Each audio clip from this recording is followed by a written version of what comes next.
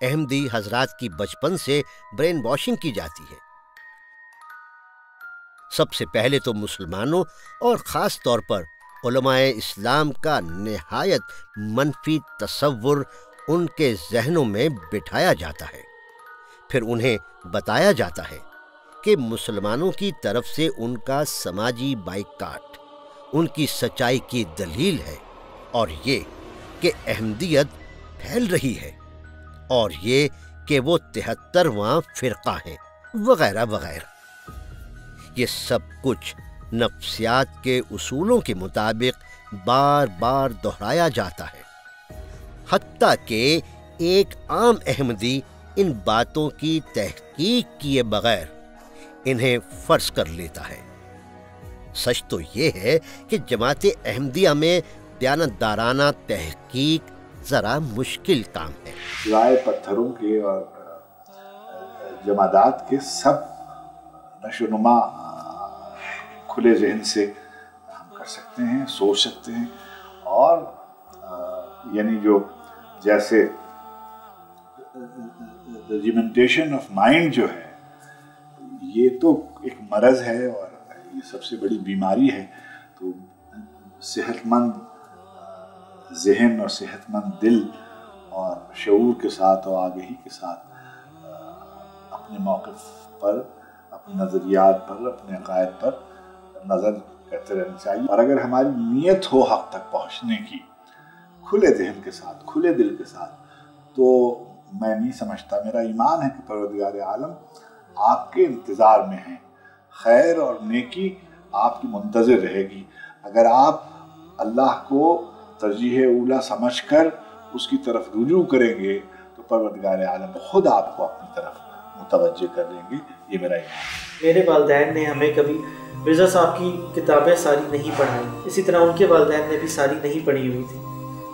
جیسے ہم نے دیکھا اپنے والدین کو، جو وہ تھے ہم نے ان کو مانا، ہمارے والدین نے جو ان کے والدین تھے ان کو مانا، تو یہ نسل در نسل سمجھ لیں کہ یہ پیر پرستی چلی آ رہی ہے، اور جو حقیقت ہے وہ لوگوں کو نہیں پتہ، نہیں معلوم۔ تو یہ ایک آپ کہہ لیں کہ دجل اس کو کہتے ہیں، اور ایک پردہ انہوں نے قائم کیا ہوا ہے۔ یہ مختلف تنظیمیں بنا کر، اور شروع سے ہی جو آپ کو سوشلی بھی اور تنظیموں میں جکڑ دیا جاتا ہے تاکہ آپ کا انٹریکشن عام معاشرے سے اور دوسرے مسلمانوں سے نہ ہو۔ تو یہ ایک پوری پلانڈ سازش اور ایکٹیویٹی ہے کہ آپ سمجھ لیں کہ جو جماعت احمدیہ کے بڑے عہدیدار ہیں اور جو مرزا فیملی کے لوگ ہیں، یہ مانیٹر کر رہے ہوتے ہیں تمام لوگوں کو، اور تمام لوگوں کی زندگیاں جو ہیں وہ ان کے قبضے میں ہوتی ہیں۔ اولاد سے قبل ہی بچوں کو وقف کر دیا جاتا ہے، اور یہ کہا جاتا ہے کہ یہ بچہ یا بچی جو ہونے والی ہے، اور اس کے باقاعدہ ریٹن ایگریمنٹس ہیں، جو لوگ اس کو ایگریمنٹ کرتے ہیں، اور تمام یہ کام لوگوں کی اپنی ول مرضی سے کروائے جاتے ہیں۔ لیکن بات یہ ہے کہ سوشل پریشر اتنا زیادہ ہوتا ہے کہ ہر کوئی کہتا ہے کہ میرا بچہ وقف ہے تو تمہارا کیوں نہیں ہے۔ تو آلموسٹ اب اس وقت ہر جو بھی بچہ پیدا ہو رہا ہے وہ وقف نو ہی ہوتا ہے۔ وقف نو یہ ہوتا ہے کہ وہ وقف کر دیا جاتا ہے، کسی وقت بھی جماعت آپ کے بچے کو استعمال کر سکتی ہے اور واپس بلا سکتی ہے، بے شک پڑھائی چھوڑ کے واپس بلائے، اور اس نے کیا پڑھنا ہے، کیا کرنا ہے، فیوچر پلاننگ، اس کی پوری ایک فائل مینٹین ہوتی ہے مرکز میں، پاکستان میں، جناب نگر میں، اسی طرح لنڈن میں۔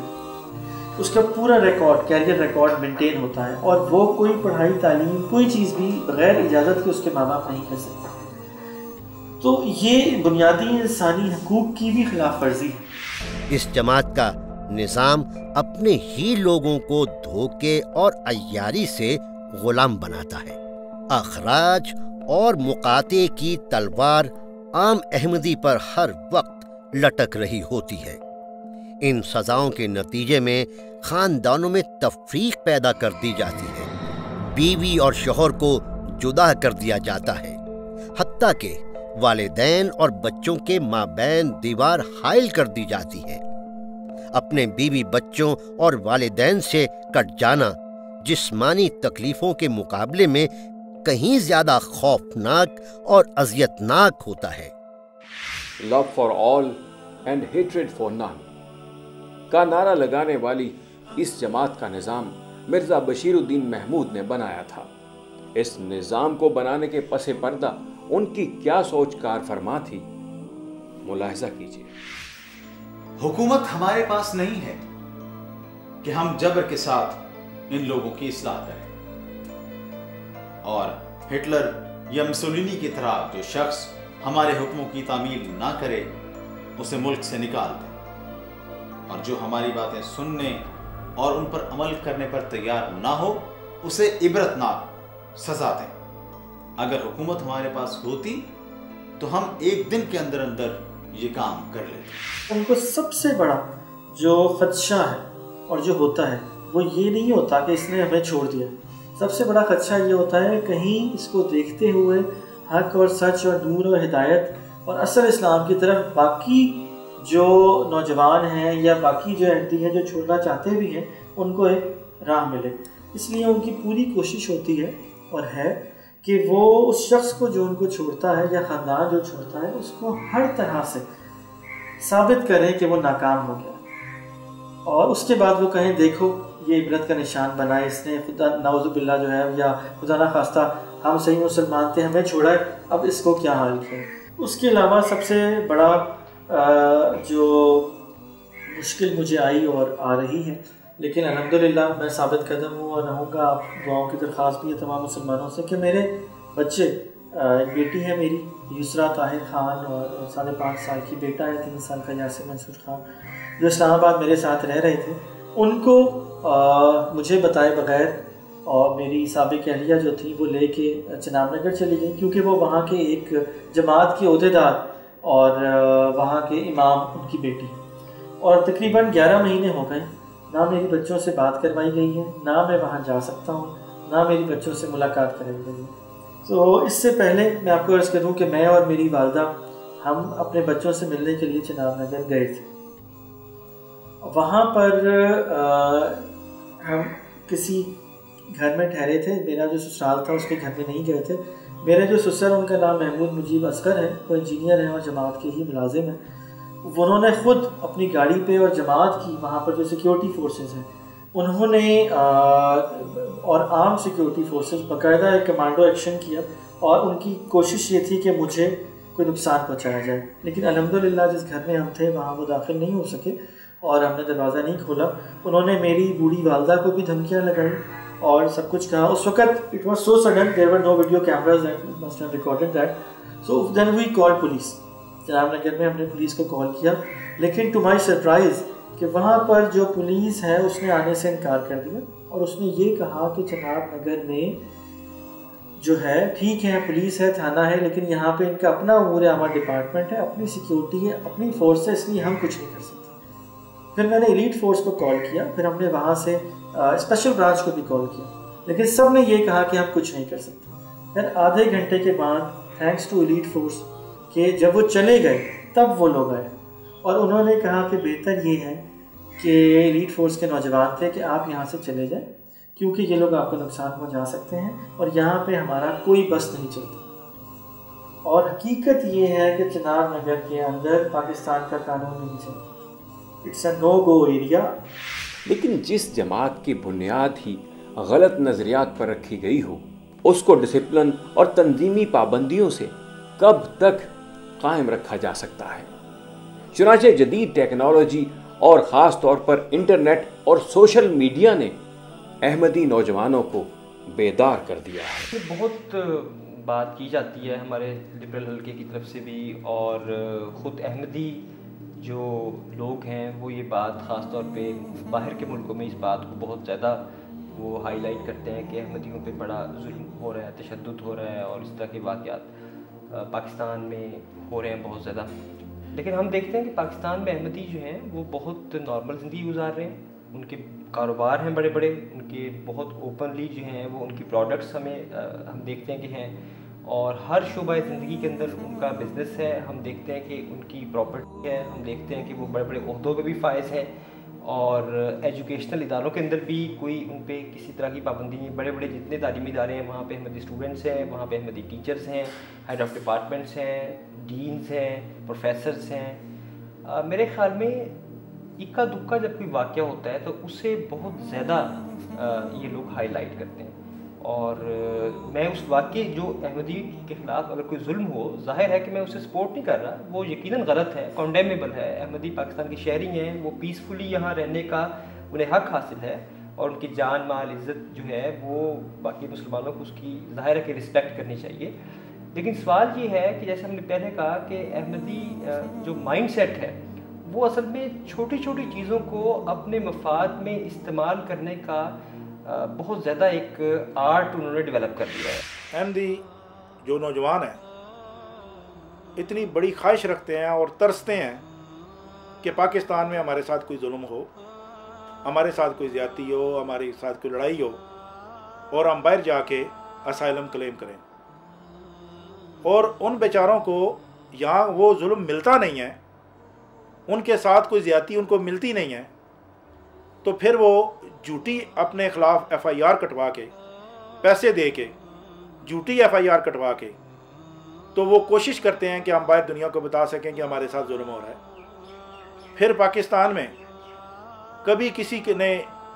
کوئی بچپن میں لڑائی ہوئی ہو تو اس کے حوالہ جات اکٹھے کریں گے اور کوشش کریں گے کہ اس کو جماعت سے منسلک کر کے ہم یہ ثابت کریں کہ پاکستان میں ہمارے ساتھ یہ زیادتی ہوئی، ہمارے ساتھ لڑائی ہوئی۔ ہمارے بہت سے رشتہ دار اور بہت سے جانے والے اس پریشانی کا اظہار کرتے رہتے ہیں، اور وہ اس طرح کے مختلف ایویڈنس اکٹھا کرنے کی کوشش کرتے ہیں، جس میں میں خود شامل رہا ہوں ان کے اس طرح کے جھوٹے کاغذات تیار کروانے میں، جب میں خود احمدی تھا، تو میں اس چیز کا گواہ ہوں۔ تاکہ یہاں تک کہ ابھی مرزا مسرور نے لنڈن میں جو احمدی ہیں اسٹوڈنٹس بھی اور بچے اور بچیاں بھی، ان کو یہ بھی انسٹرکشنز دی ہیں کہ آپ ڈونٹ منگل اراؤنڈ ود ادر مسلمس، آپ زیادہ ان سے نہ ملیں، اسی لیے ان کو ملنے جلنے پر بھی پابندی ہے۔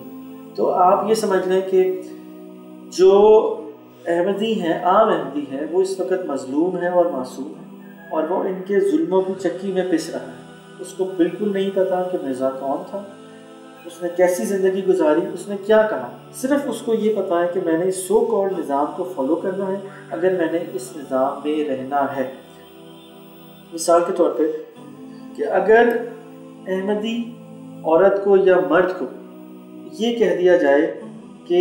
تم نے بیوی کی یا شوہر کی مخالفت کرنی ہے، تو وہ اس کا ساتھ چھوڑتا۔ اگر کوئی پتہ چلے کہ کوئی احمدی نوجوان جس کو وہ غیر احمدی کہتے ہیں، کیونکہ جو احمدی نہیں ہے وہ غیر احمدی ہے، اس سے ملتا جلتا ہے یا آتا جاتا ہے یا ان کی محفلوں میں اٹھتا بیٹھتا ہے، یا کوئی